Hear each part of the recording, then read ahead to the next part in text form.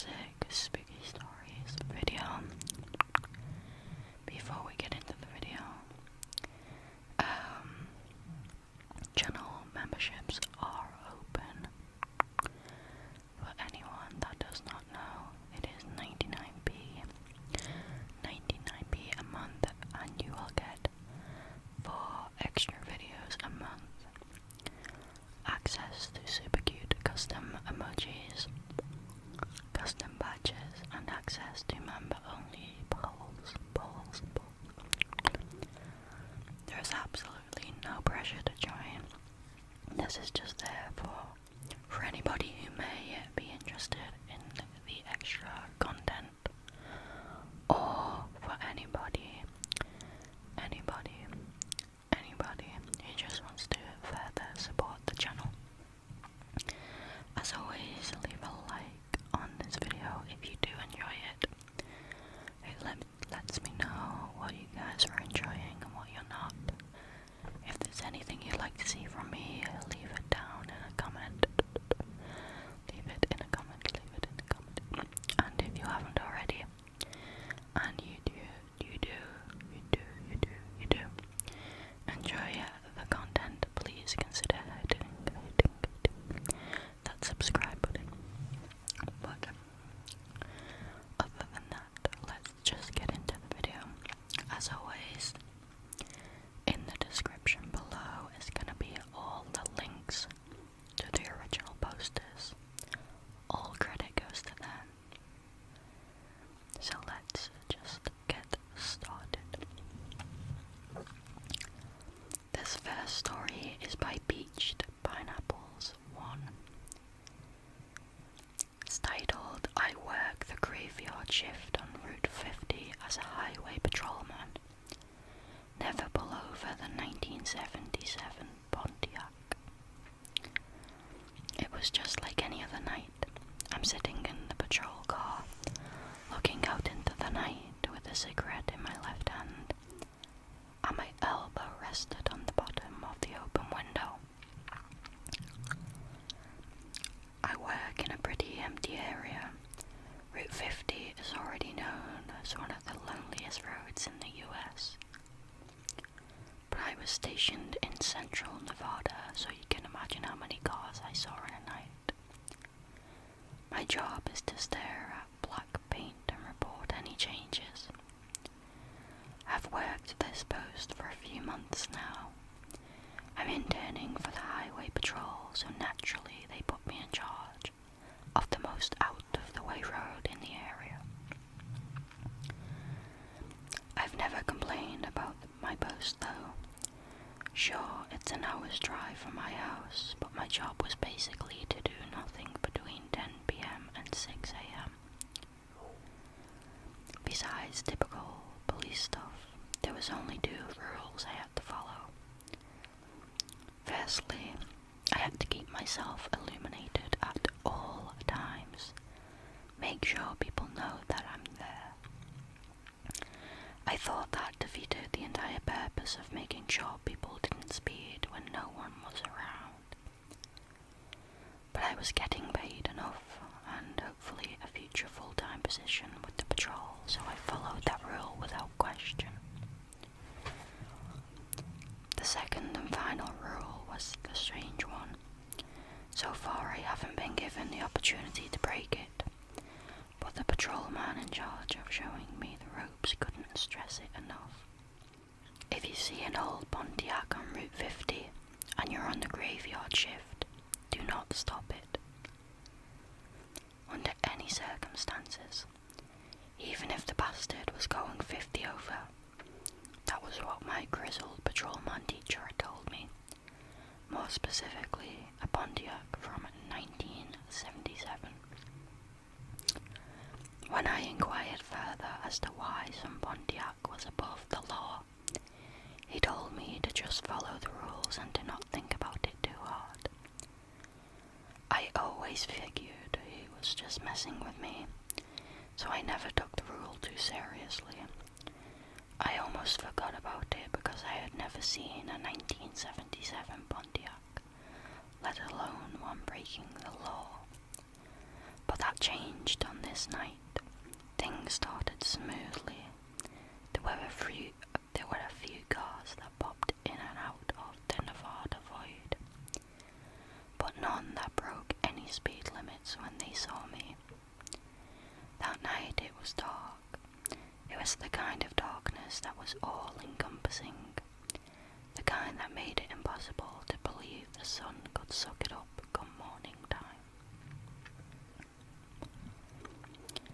It was 3:24 a.m. when I saw it escape from the black. The night suffocated me just like it suffocated the glossy black Pontiac from '77. It was a car that looked built for the night, as natural to the dark sands as scorpions and rattlesnakes. Its performance was so convincing I nearly treated it like wildlife, and the desert beauty was barreling towards me. I gathered myself and my radar gun and stepped out of my car. I clocked the machine going 120 miles an hour when it passed me, accompanied by a whoosh. It was going 40 over. I threw my cigarette into the black and stepped into my patrol car. I was putting the keys in the ignition when I finally connected the dots between the strange roll and the black beauty speeding away from me. Like I said before, I figured my patrolman teacher was just messing around with me because I was an intern. The kind of car he talked about was one I had never seen in my life. The chances of one of them being on a road as lonely as Route 50 was slim, to say the least.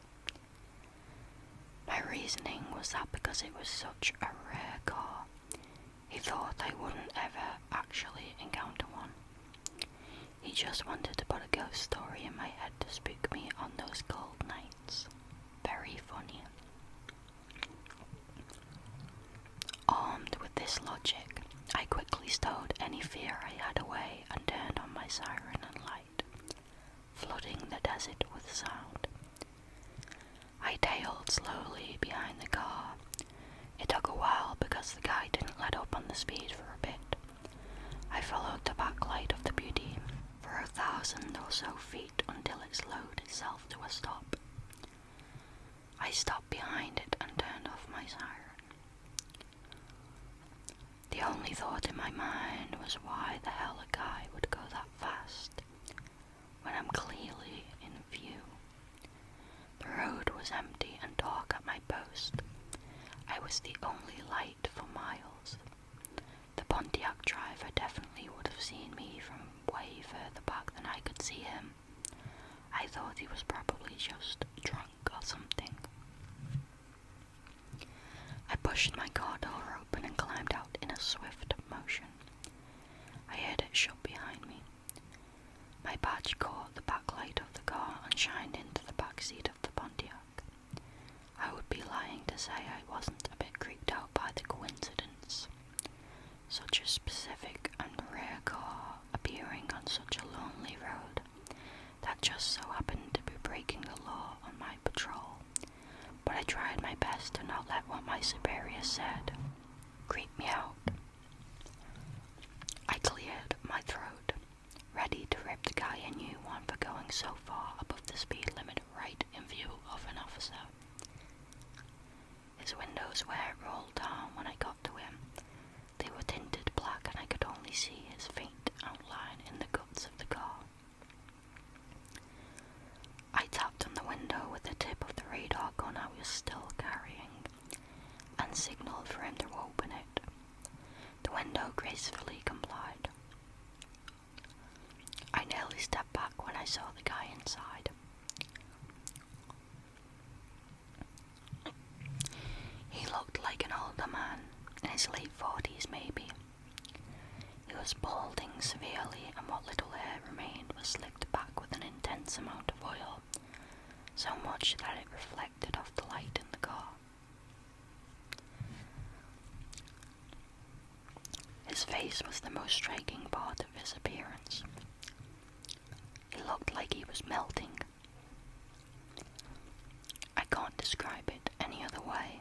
His cheeks and lips sagged almost like a thick liquid instead of a solid. His eyes were black and faded. His lips were chapped and one of his bushy eyebrows were missing.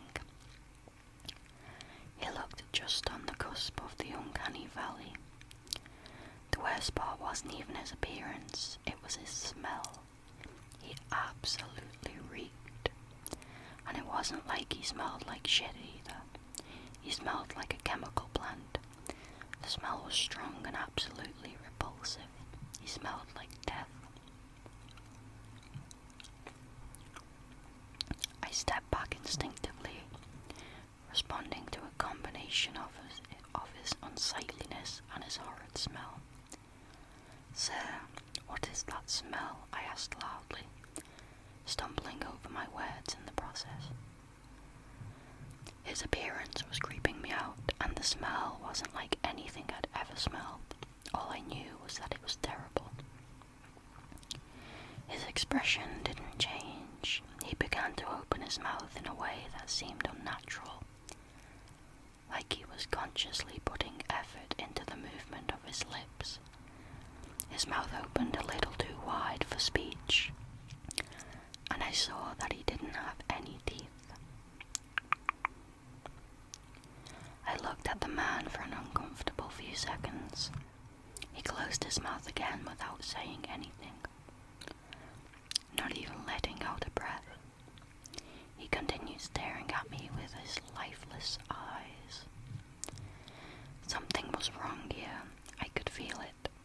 I felt terrible just looking at him. I started regretting ever pulling over this Pontiac. I should have just listened to my teacher, I thought. But I stopped myself. Just because the guy looked a bit weird and smelled terrible doesn't mean I'm in danger.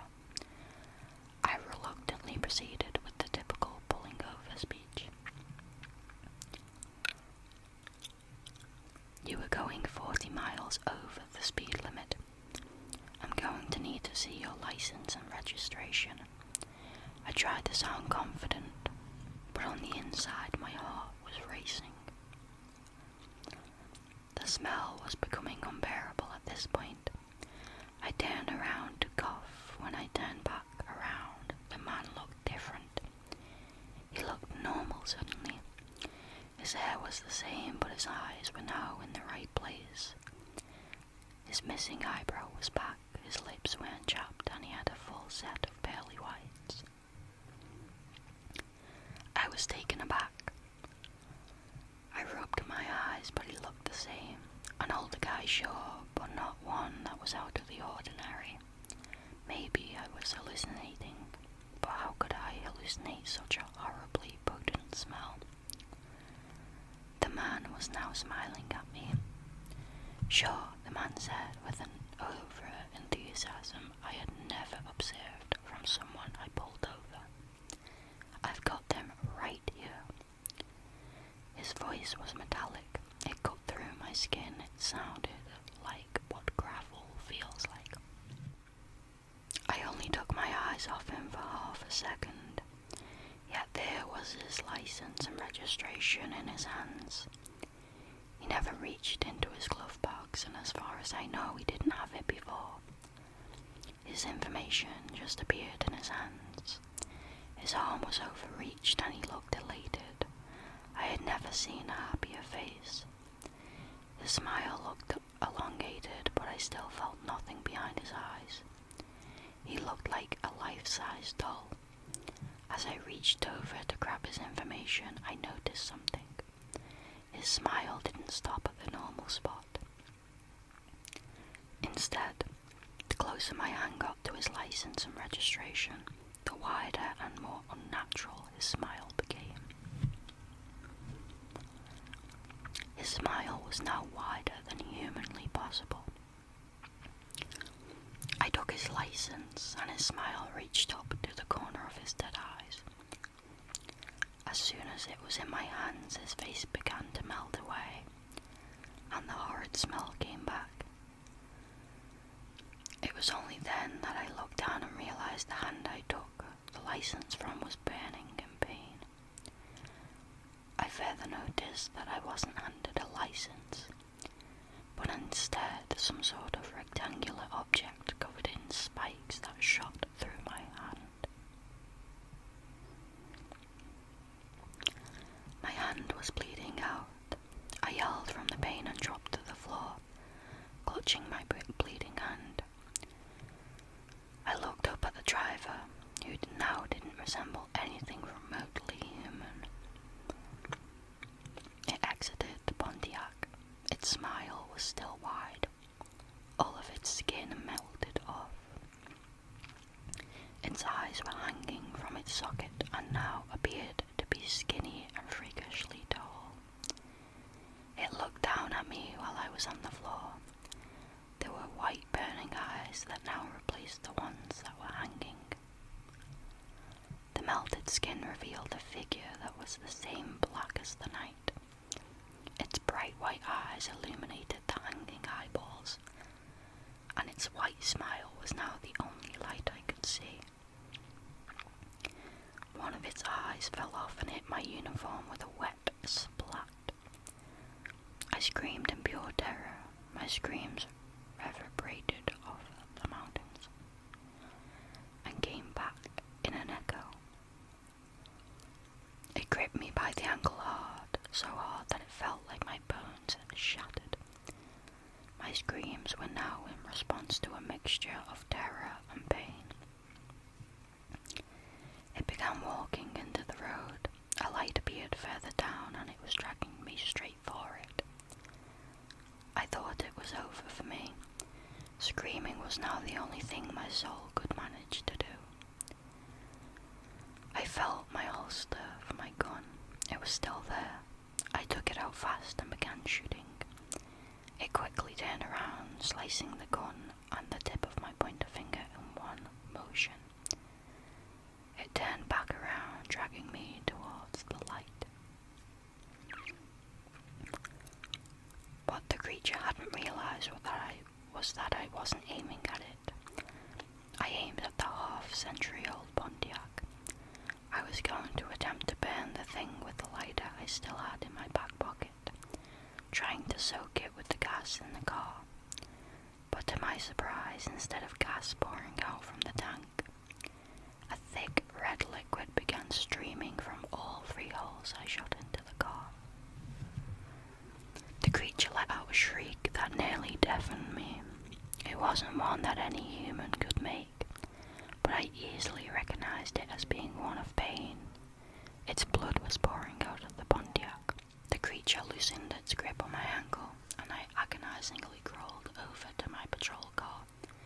The blood from my hand trailed behind me. The creature's screams only got louder. I opened the door to my patrol car and climbed in. It was still running. I floored it into the night and nearly hit the creature on the way out. I must have travelled for at least a few miles before I stopped hearing the creature's screams. The last thing I remember from that night was losing consciousness in front of a local supermarket. I woke up in a hospital where I stayed for a few days.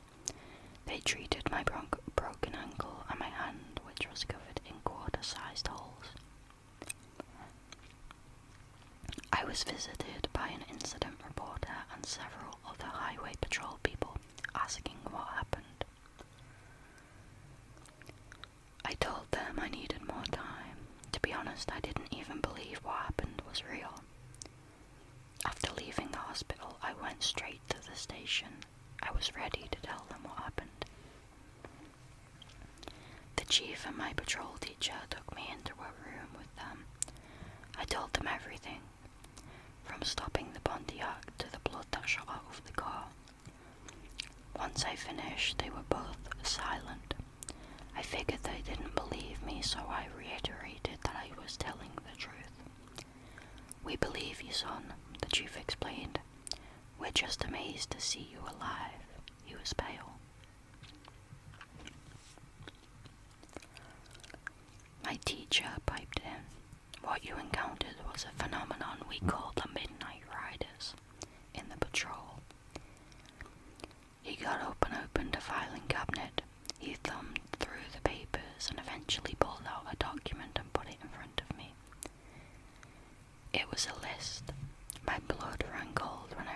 guess what it was?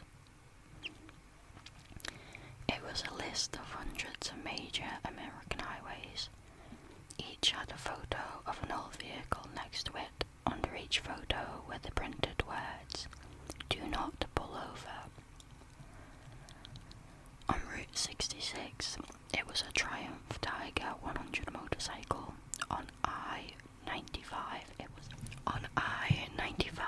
was a 1967 Lamborghini Miura P400. And on Route 50, it was a 1977 Pontiac Firebird. They started appearing in the late 50s, the chief explained. We received this list from the federal government.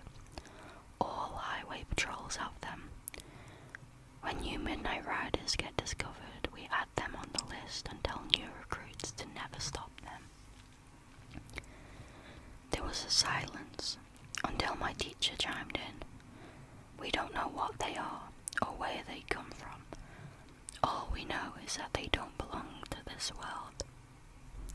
My teacher was now more pale than the chief. They attack at night on lonely roads.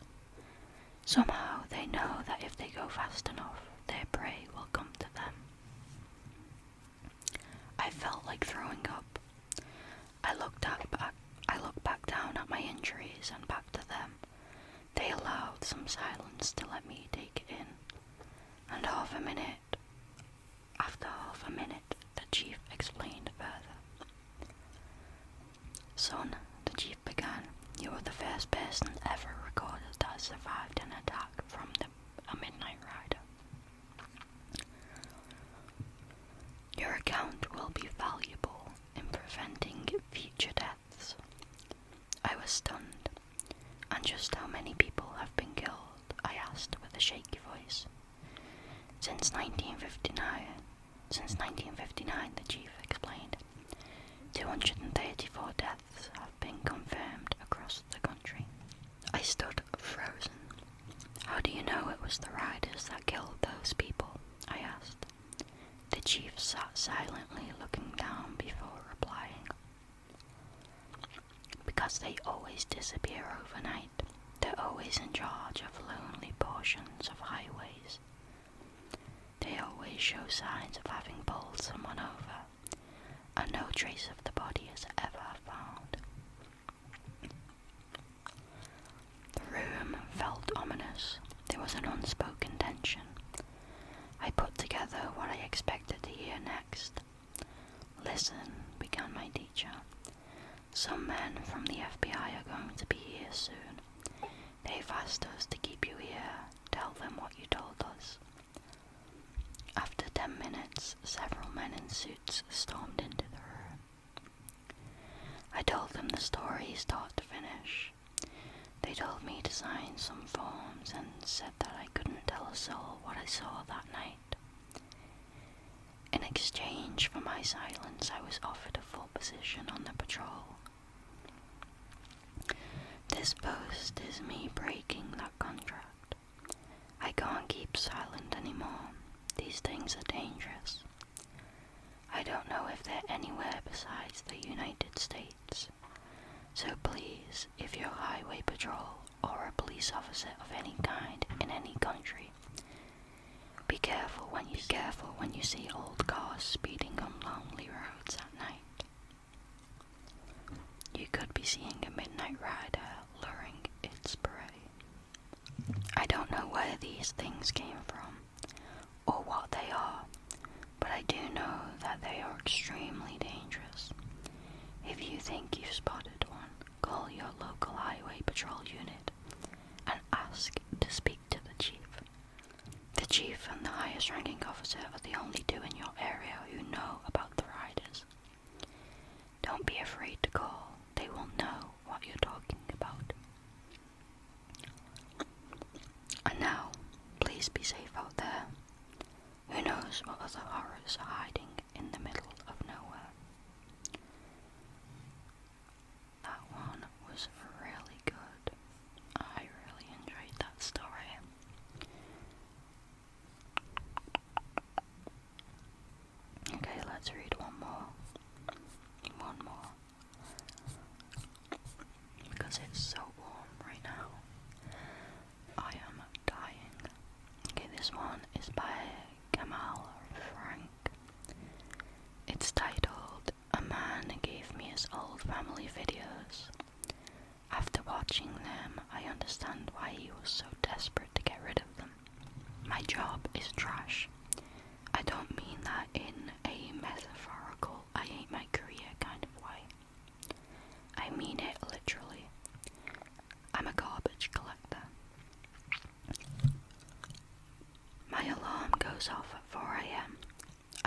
steel-toed boots, and I spent the next 8 hours heaving the things people don't want anymore into the back of a growling truck.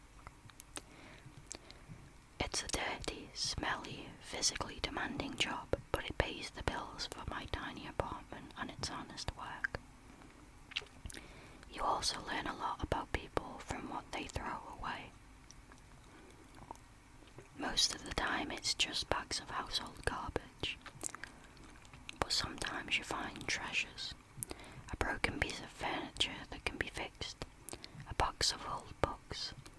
People get rid of the strangest things. My rule is that if it's in a box and set out separately, it's fair game to take a look. That's how I ended up with the tapes.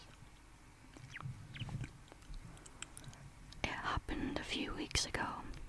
I was on my usual route through a quiet, older suburban neighbourhood. One of the residents, a man probably in his late 20s, flagged me down. He looked awful. His eyes were wide and bloodshot, with dark, bruised-looking circles under them, like he hadn't slept in a month. His hands were trembling. "Hey," he said, his voice a hoarse whisper. "You're the garbage guy, right? Can you just take this for me? Just get it out of my house, please." He shoved a heavy cardboard box into my hands. It was sealed with a single hasty strip of packing tape. "Sure thing, man," I said. Just leave it on the curb next time." "No," he said, his eyes darting around nervously. "I need it gone. Now." He didn't wait for a reply. He just turned and practically ran back into his house, slamming the door behind him. I shrugged, tossed the box into the cab of my truck to look through later, and continued my route. That night, back in my apartment, I finally opened the box. It was heavy inside. Packed neatly were at least 50 old home video cassettes, the kind we all used in the 90s. Big, clunky black rectangles. None of them had labels, they were completely anonymous. I'm not gonna lie, my first thought was a little voyeuristic. Who knew what could have been on these? Maybe something weird, something interesting. It was a window into a stranger's life. Anything was better than the usual mind-numbing cable TV. I had an old VCR TV combo I'd picked up from a thrift store. So I pulled it out, blew the dust off, and popped in the first tape. The screen flickered to life with a burst of static, then resolved into a shaky, oversaturated home video. It was a kid's birthday party, a backyard, a bunch of screaming children, a cake with cartoon characters on it. The timestamp in the corner said 1998. Watching it, I got a strange sensation of second-hand nostalgia. The clothes, the music, the quality of the video itself. It was a time capsule, and I recognized one of the kids, a small, skinny boy with a goofy grin. It was the man who had given me the box.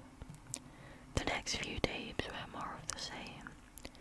Christmas mornings with mountains of discarded wrapping paper, awkward family vacations to the beach, the camera panning shakily across sunburned faces. I watched him grow up on those tapes. From a little kid to a gawky teenager. It was strangely intimate, watching these moments that were never meant for my eyes. It was also normal, boring even. I was about to give up and just toss the whole box. That's when I put in the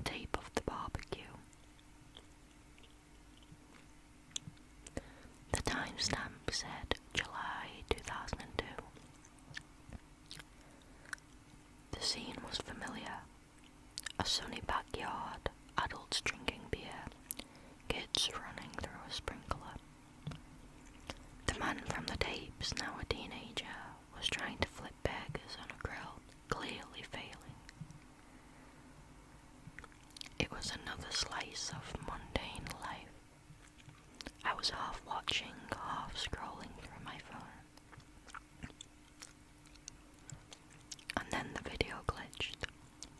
The screen dissolved into a brief, violent snowstorm of static. A loud buzz coming through the speakers. It lasted only a second. When the picture returned, the scene was the same. The burgers were still burning, the kids were still screaming, but something was different.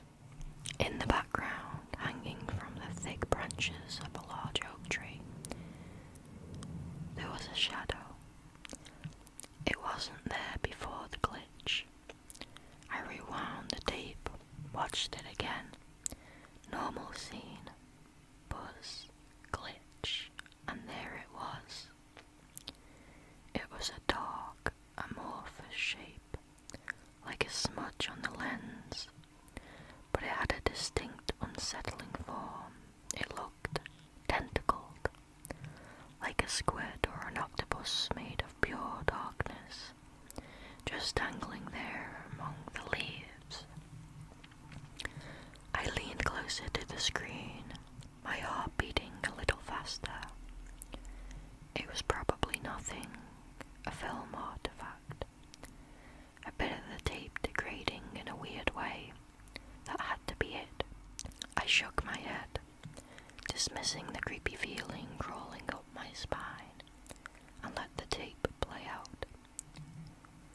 The shadow never moved, it was just there, a silent, impossible observer in a happy family memory. I put in the next tape, a Christmas morning from 2004. The family was in their living room opening presents. The teenage boy, the man, was showing off a new video game console. It was all laughter and joy. I was watching intently now, waiting. Buzz, the glitch, the static. The picture returned and my blood ran cold. It was there again, the thing, but it wasn't on a tree in the background anymore. It was in the house. For a few frames, just a fraction of a second, I saw it standing in the dark hallway that led out of the living room. It was clearer this time. It had depth, a three-dimensional quality. It wasn't a flat shadow, it was a thing, a tall, spindly dark thing, with what looked like long, thin limbs, that coiled and shifted like they had no bones. It was just standing there, in the shadows of the hallway, watching the family celebrate. I rewound it, played it in slow motion. Before the glitch, the hallway was empty. After the glitch, the creature was there. It wasn't part of the original recording. The glitch wasn't revealing something that was already there. The glitch was adding it. It was inserting this observer into the memory. That's when the obsession began. I spent the next 3 days doing nothing but watching those tapes. I called in sick to work. I didn't eat. I barely slept. I sat in my darkened apartment, the only light coming from the glowing screen of the old TV, and I watched. Every single tape was the same. A normal family event, a wedding, a graduation, a trip to the theme park, and in every single one the glitch would happen, and every single time the thing would be there, and it was getting closer.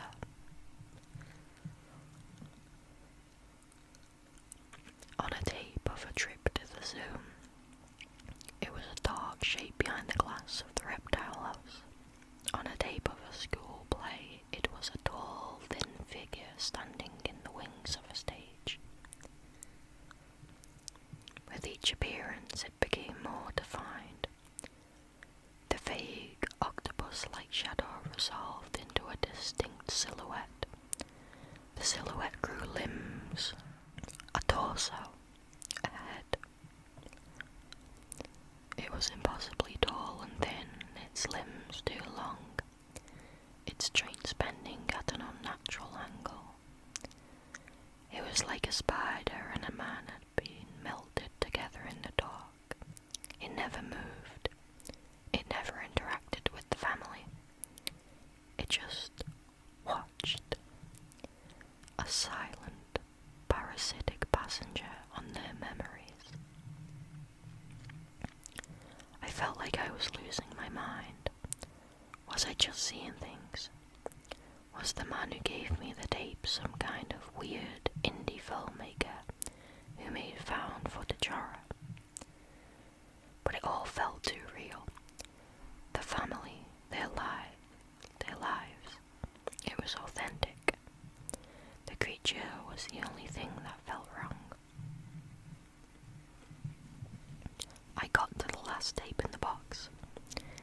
It was older than the others, the quality much worse. The timestamp read 1995. The tape began in a sterile, white hospital room, a tired-looking woman in a hospital bed, a man who I recognized as a younger version of the father from the other tapes, holding a small, swaddled bundle. It was the birth of the man who had given me the box. His first moments of life captured on grainy magnetic tape. I braced myself. I stared at the screen, my knuckles white, waiting for the inevitable glitch, waiting to see where the creature would appear this time. In the corner of the room, in the reflection of a window. But the tape played on. The baby cried, the mother smiled, exhausted but happy. The father cooed. The camera zoomed in on the baby's tiny, wrinkled face. It played perfectly from start to finish. No glitches, no static, no creature. The tape ended, the screen dissolving into a blank blue void. A wave of immense shuddering relief washed over me. I laughed, I choked. A hysterical sound. It was over. The last tape was clean. It was just a weird, reoccurring flaw in the other tapes. A magnetic anomaly. My brain had filled in the blanks, created a monster out of nothing. I was an idiot. A sleep-deprived, paranoid idiot. I leaned forward and turned off the VCR. The TV screen went black. And I saw it. It wasn't in a reflection. It wasn't the trick of the light. It was in the room with me. The darkness behind the television in the corner where the shadows were deepest was wrong. It was a patch of absolute black, a void that seemed to drink the faint light from the street lamp outside. And from that void, 2 points of light ignited, 2 giant, crimson, self-luminous eyes. They weren't looking at the TV. They were looking at me. I could see its shape now, fully formed. No longer a grainy image on the screen. It was pressed against the wall and the ceiling. Its long, spindly limbs played out like a monstrous spider. Its body was a shifting mass of shadows, but those eyes were solid and real and filled with an ancient, terrifying intelligence. I don't think I screamed. I think the sound was trapped in my throat, a solid ball of pure terror. I scrambled backward, falling out of my chair, and walked across the floor until my back hit the opposite wall. I fumbled for the lamp on my end table, my fingers feeling like useless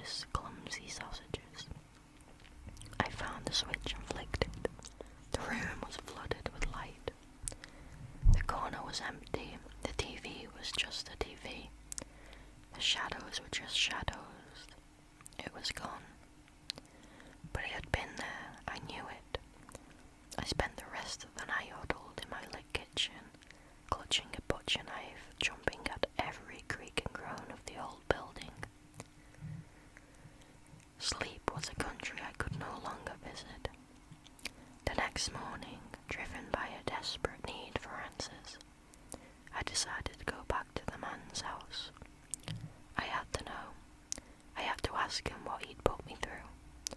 I gathered up the tapes, put them back in their box, and drove over to his neighbourhood. When I pulled onto his street, I saw the police cars. The yellow tape was cordoning off his house. My heart sank into my stomach. I parked down the street and walked closer, trying to look like a curious neighbour. A small group of actual neighbours were gathered on the sidewalk, speaking in hushed, morbid tones. "Just found him this morning," an elderly woman was saying. "Terrible, so young." "What happened?" another neighbour asked. The woman lowered her voice, but I was close enough to hear. "They're not saying much, but my cousin's son is one of the officers on the scene. He said it was the strangest thing he's ever seen. The man was just sitting in his chair. No signs of a struggle, but his head, well, the top of his skull was gone. And his brain, it was missing." I didn't hear anything else. The words hit me like a physical blow. His brain was missing. The well tilted on its axis.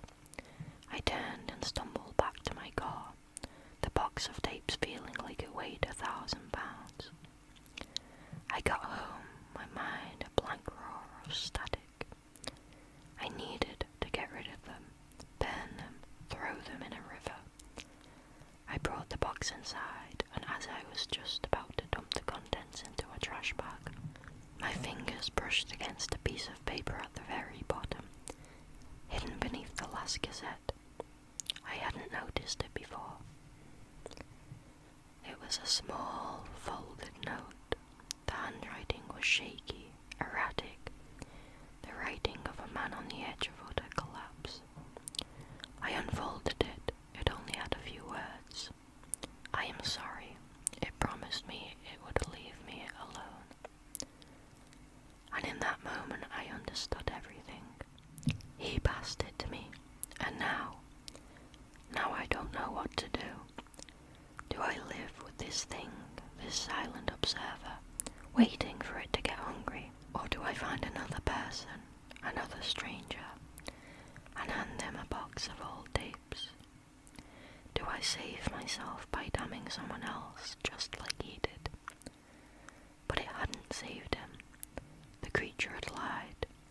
It had moved on to me, and then it had gone back to collect its final payment from him, his brain. Maybe that's what it eats. Minds. I don't know.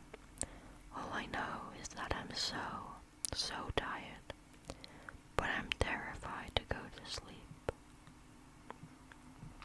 That was really good. That was really creepy. I love the trope of like creepy old tapes. I always think it'll be a super creepy idea, like The Ring and Sinister and stuff like that. Creepy films. A lot of people in the comments are mentioning about how the guy's math is wrong. So like a little contingency error. But what about we can overlook that? Anyway, that was the last story for tonight, guys. I really hope that you enjoyed them. If you did, please give the video a like. It lets me know if you guys are enjoying these videos. Comment down below if there's anything you'd like to see from me. And if you haven't already and you enjoy this type of content, please consider subscribing. I do a trigger video every Tuesday, a Reddit video like Am I the A-hole, etc. on a Thursday, and a scary stories video on a Sunday. I do occasionally post on a Friday as well, just when and where I get the time. So yeah.